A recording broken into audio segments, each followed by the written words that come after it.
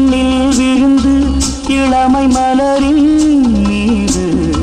கண்ணை இழந்த வந்து தேக சுகத்தில் கவனம் காட்டு வழியில்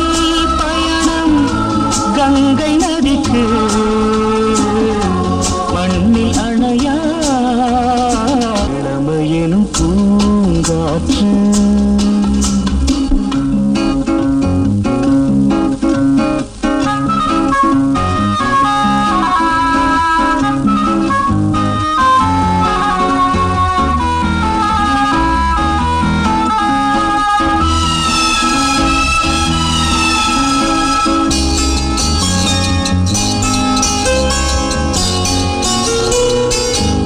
அங்கம் முழுதும் பொங்கும் இளமை